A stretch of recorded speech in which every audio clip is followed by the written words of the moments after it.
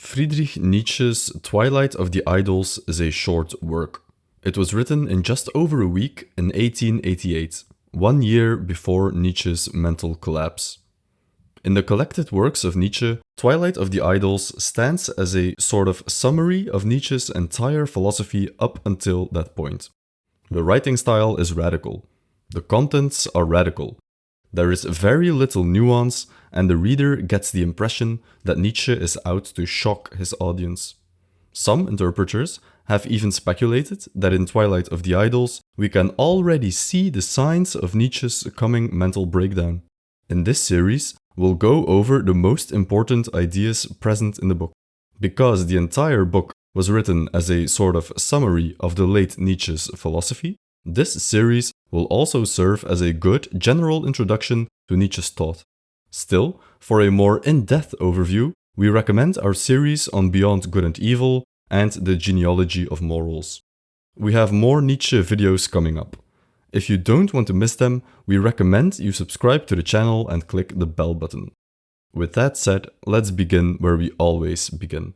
Let's take a closer look at the title. Twilight of the Idols is a play on words. Nietzsche is parodying the title of the final opera in the famous Ring cycle by Richard Wagner, Twilight of the Gods. The pun is more obvious in German, Götterdämmerung versus Götzendämmerung. The fourth and final part of Wagner's Ring cycle ends with the destruction of the gods. Valhalla goes up in flames. The eponymous ring is returned to the Rhine maidens. The banks of the Rhine River overflow and extinguish the fire. The gods are dead, but the world is born anew. Humans, from now on, are no longer playthings of the gods, but free beings ready to create and carve their own destiny and path. Similarly, Nietzsche envisions a future in which humans are free from the philosophical gods of the past. Ideas that have come to be regarded as dogmatically true, from which mankind must liberate itself.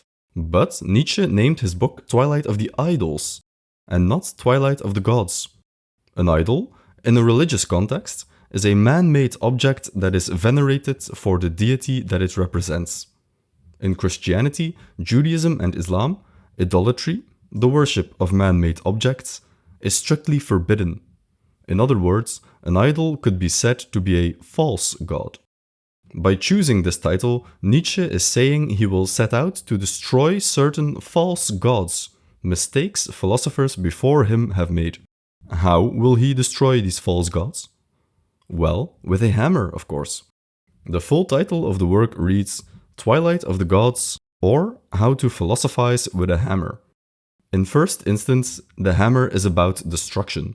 Nietzsche is taking the hammer to old ideas and philosophies of the past, destroying them in order that something new might come of it.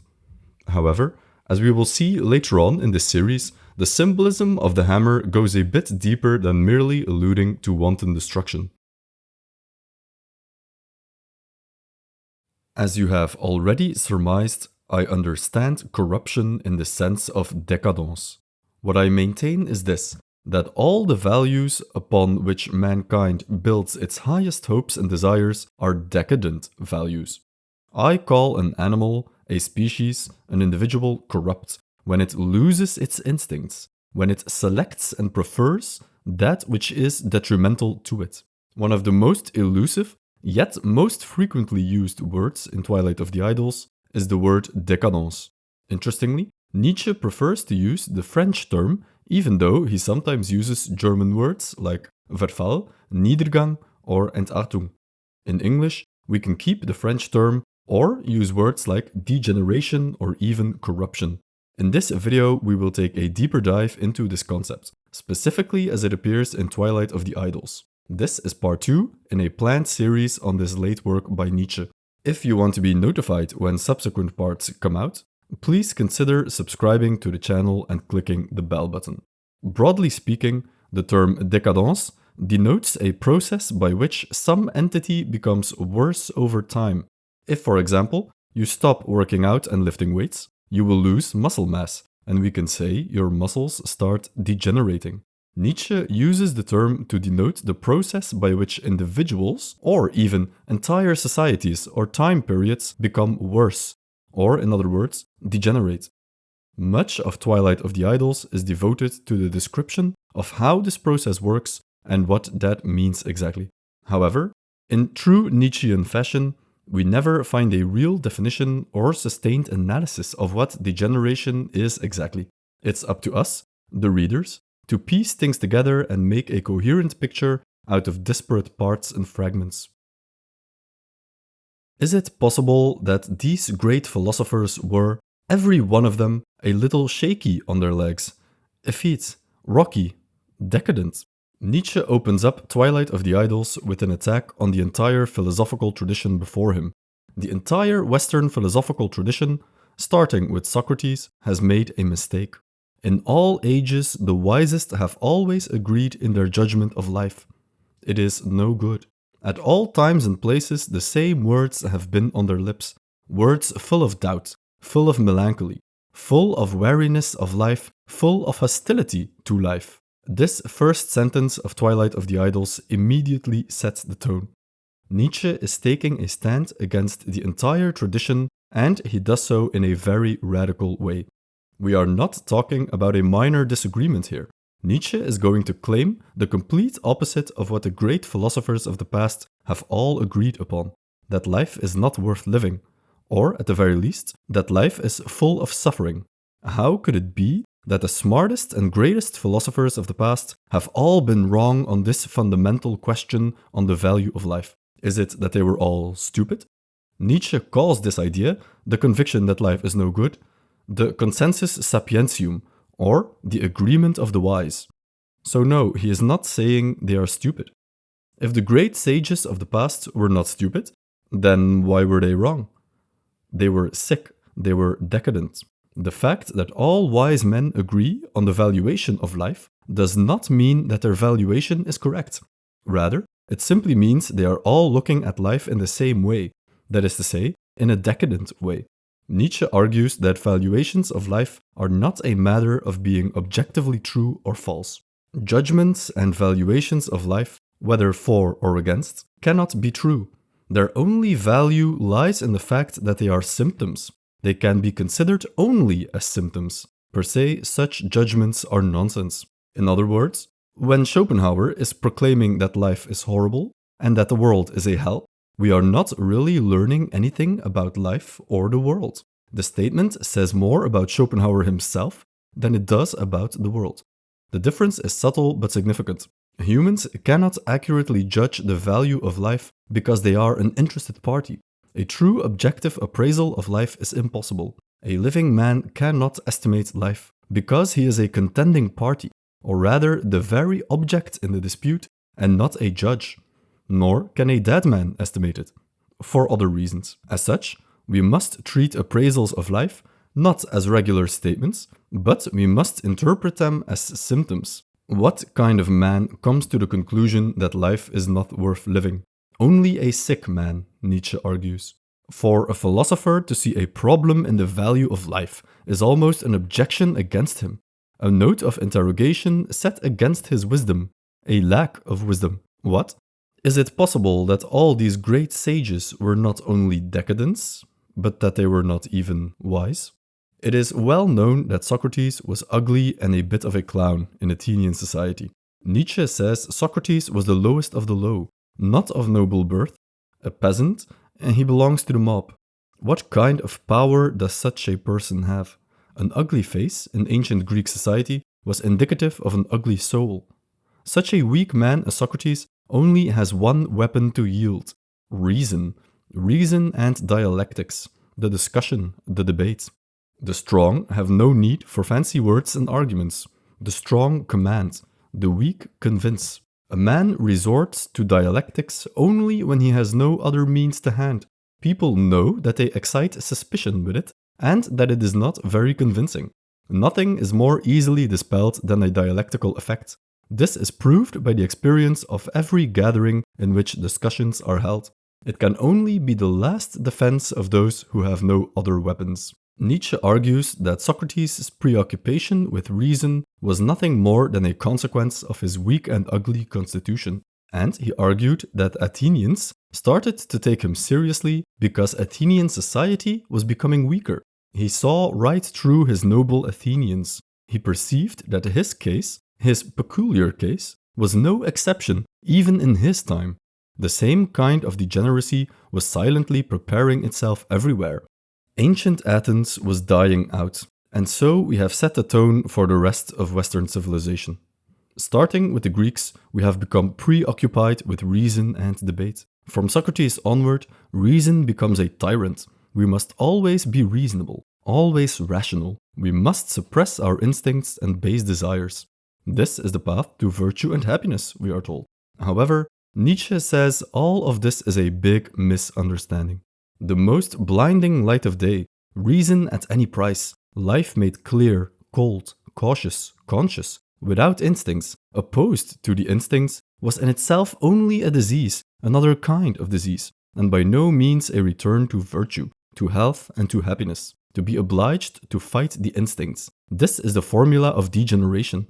As long as life is in the ascending line, happiness is the same as instinct. We find here the greatest cause of degeneration, the primacy of reason, or, in other words, a disregard for human instinct.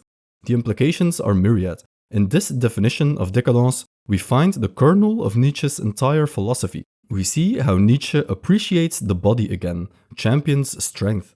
We see amor fati and saying yes to life. We see will to power. We see a rejection of any kind of hinterwelt. We can trust our senses again, because remember, it was reason, through Plato, Descartes, and Kant, that told us our senses, our body, they all lie to us. Now that reason has been unmasked as a big misunderstanding, we become free to appreciate the world once more as it appears to us. Decadence as epistemology and metaphysics, distrust of the senses, reason as the only weapon instead of being a weapon of last resort, a total flipping on its head of the natural state of things. So, what is needed in return? We must flip everything back to the way it was. We must undertake a transvaluation of all values. We have seen decadence as metaphysics in this part. In the next part, we will look at decadence as morality, morality as the enemy of nature.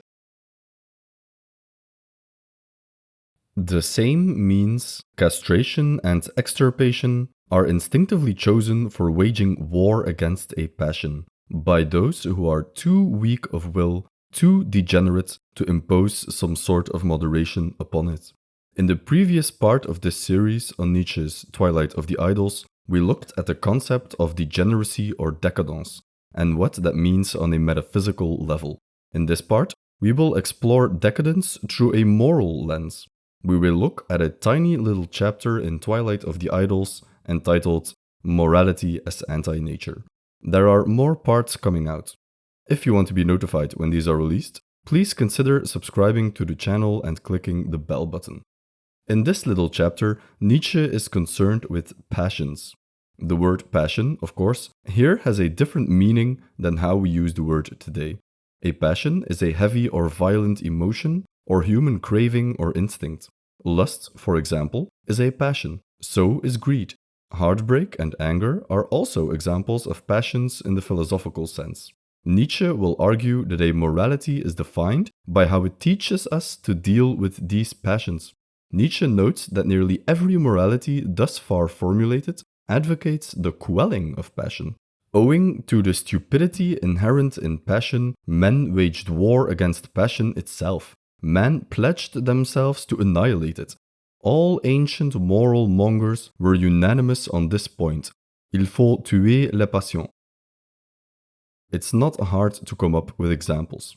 The idea that impulsive emotion is bad, that unbridled lust or greed are problematic, that violent anger is rarely justified, these are all ideas that have become so commonplace they are barely questioned. Every single system of morality, from Stoicism to Buddhism to Kantian ethics, preaches either the control or the annihilation of emotions. And, of course, Nietzsche singles out one system for attack: Christianity. In particular, he cites the Sermon on the Mount in which Jesus says with regards to sexuality, "If thy eye offend thee, pluck it out." This is the prototypical example of a morality that seeks to annihilate passion and emotion. Nietzsche takes great offense at drastic measures such as these. He calls it setting a gulf between yourself and a passion. In Wagner's final opera, Parsifal, the antagonist, Klingsor, castrated himself. He did so because he sought to join the Knights of the Holy Grail, a holy order of knights which requires total chastity from its members. However, Klingsor found himself too weak to resist. Abstaining from sex was simply too hard for him. So, what was his solution? He mutilated himself in an attempt to destroy his desire for physical intimacy. Klingsor is the quintessential example of the kind of gulf Nietzsche is talking about. However, he then asks the reader what kind of man needs to put a gulf between his passions and himself. Only degenerates find radical methods indispensable. Weakness of will, or more strictly speaking, the inability not to react to a stimulus, is in itself simply another form of degeneracy. Nietzsche criticizes people like Klingsor for being weak-willed. A true test of the will is to undergo the stimulus and then choose not to react to it. Instead, what people like Klingsor do is remove the stimulus altogether. What Klingsor should have done is live with his desires and seek to control and overcome them. But he was too weak for this, and he took to drastic measures instead. The Knights of the Holy Grail are repulsed by Klingsor all the same, and he is denied entry into the order. You do not resist temptation when you remove temptation. To resist temptation requires a strong will. To remove temptation does not. The removal of temptation is the preferred method of action for the weak-willed person. And in removing temptations from your life, you are removing nature, you are removing life itself from your life. The monk who lives in a monastery has removed all temptations from his life, and in doing so, he has also eliminated life itself. The monastery is a sterile, empty, dead, boring environment. Of course, it's easy to behave and resist temptations in such an environment. Only a degenerate, someone who is too weak to handle life with all its passions and riches and ups and downs, would espouse a system of morality like this. This is decadence in morality, a radical saying no to life. In Nietzsche's philosophy of the future, we should aspire to say yes to life instead. We others, we immoralists, on the contrary, have opened our hearts wide to all kinds of comprehension, understanding, and approbation. We do not deny readily. We glory in saying yes to things. In the next part of this series, we will go over a collection of arguments Nietzsche makes throughout Twilight of the Idols, and will try to see the common thread that runs through all these different assertions and ties everything together. The Renaissance appears as the last great age, while we moderns, with our anxious care of ourselves and love of our neighbors, with all our unassuming virtues of industry, equity, and scientific method, with our lust of collection, of economy, and of mechanism, represent a weak age. Welcome back to our discussion on Nietzsche's Twilight of the Idols. Previous parts are linked in the description. Twilight of the Idols is a notoriously difficult book because of its structure. It seems as if Nietzsche hops from one subject to the next, without a clear or logical method to his madness. In this video, we will try to discover the common thread that runs throughout much of the work, so that you may hopefully read Twilight of the Idols with a fresh understanding. The great antinomy in this work is that of the weak versus the strong. If Twilight of the Idols sounds radical to our modern ears, it's because of this theme of strong versus weak. But what does Nietzsche mean when he uses those words? Twilight of the Idols is full of criticism. Criticism of the modern age, criticism of Christianity, criticism of German culture, even attacks on individual writers such as Thomas Carlyle and Ernest Renan.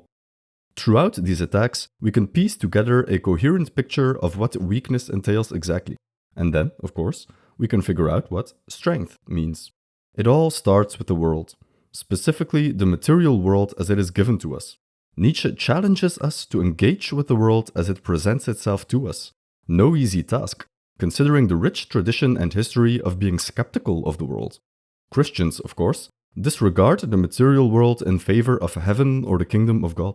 And Western philosophy too, broadly speaking, has not much good to say about the world either. You can watch our video How the Real World Became a Myth for a deeper dive into this topic. Nietzsche's argument is that only a person who is of a weak constitution would need to invent a philosophy or religion that makes a bad place out of the world. Similar to the parable of the fox and the grapes, where the fox cannot reach the grapes high up in the tree and then convinces himself that the grapes are probably sour and he doesn't want them anyway. Or let's take the example of the disgruntled employee who, upon being fired, yells out, "You can't fire me, I quit." The weak person comes into this world unequipped with the strength to thrive in it. And then he makes all kinds of excuses and rationalizations as to why the world is not worth living in anyway. This is where the intellect comes in. Perhaps surprisingly, for Nietzsche, the intellect is essentially a tool of the weak. The weak have more intellect. In order to acquire intellect, one must be in need of it. One loses it when one no longer needs it. He who possesses strength flings intellect to the deuce. As you perceive, intellect to me means caution, patience, craft, dissimulation, and great self-control, and everything related to mimicry. Or, as the folk wisdom goes, he who is not strong must be smart. The story of David and Goliath is an obvious example. Of course, the moral of the story is that we should look up to David. How, with cunning and intelligence, he outsmarted and defeated a much stronger opponent. Nietzsche flips the story on its head. Because David was weak, he needed to be smart. The moral of the story isn't you should try to become intelligent. The true moral of the story is you should try to be strong. A weak culture sympathizes with David. A strong culture sympathizes with Goliath. Christianity represents the ultimate rationalization and glorification of weakness in the religious domain. Schopenhauer represents the same.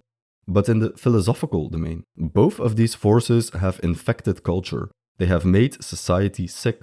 The sickness is degeneration. We have tricked ourselves into thinking that being sick is good and normal, and we have vilified strength because we are not strong ourselves. A recurring motif throughout Twilight of the Idols is that degeneration is a symptom and not a cause. Schopenhauer and Christianity have not made society weak. Society embraces Schopenhauer and Christianity because it has become weak, not the other way around. The reason why is simply because societies degenerate over time. The weak are always larger in number. And as this majority continues to grow, the culture starts to shift. Species do not evolve towards perfection. The weak always prevail over the strong, simply because they are the majority, and because they are also the more crafty. One characteristic of the strong is that they are noble, which is another way of saying they are small in number, they are alone. A noble gas in chemistry, for example, is a gas which does not react at all with other gases. And, of course, in old aristocratic Europe, the nobility was a small percentage of the population considered to be the elite. Even in the animal kingdom, we say species like the lonesome lion are noble animals. Nietzsche's Zarathustra is also noble. He lives alone high in the mountains and rarely comes down to speak with the common folk down below. By contrast, the weak wants to be part of the herd. The weak needs the group because the strength of the weak lies in their number. Because the weak are always large in number, they must also teach moderation and the stifling of instincts. The strong have no such inhibitions because they can just take whatever they want. For example, imagine there is a table on which dinner is served in front of a group of people. The natural instinct of man is to gorge on the food and eat as much as he can handle. And the strong will do exactly that. They will take what they want and, if necessary, fight to defend their piece of the pie from the others. The weak do not have the strength to just take the food. They will instantly be defeated by the strong. Instead, what the weak do is try and make a virtue out of moderation. They will explain to the dinner guests how gluttony is a sin, how too much food is actually bad for you. In fact, fasting is good for you. They will try to convince the entire table to disregard their instinct for food. If they manage to convince the others, there will be food left for them to enjoy. Instead of one strong person hoarding all the food for himself, the strong person might be convinced that gluttony is bad and he should share his food.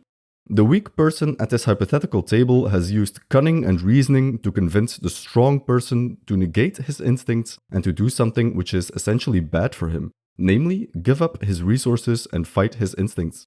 The strong person might even be shamed for his strength. He might be told, for example, to be ashamed of his appetite, that his natural advantage is unfair and that he should give it up. And maybe he even will. What we have witnessed at this hypothetical restaurant is degeneration, the triumph of the weak over the strong. And it happens all the time to every society and culture.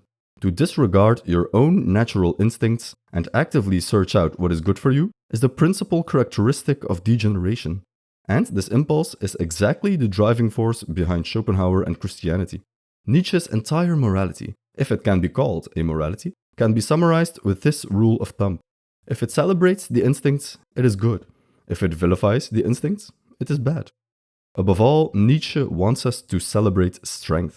I am pleased to hear that our sun is caught up in a rapid movement towards the constellation Hercules, and I hope that men on this earth will act like the sun in this respect. And with this rule in the back of your mind, you should pick up Twilight of the Idols and start reading this provocative masterpiece of philosophy. The purpose of this video and this series was to provide you with some tools to help you make better sense of the labyrinth and myriad of themes and subjects in this book. We hope we have succeeded in this quest. If you want to show some appreciation for our work, please consider liking and subscribing to the channel, clicking the bell button and leaving a comment. If you want more Nietzsche, you can check out our in-depth series on the genealogy of morals and beyond good and evil. And as always, thank you for watching and we'll see you in the next one.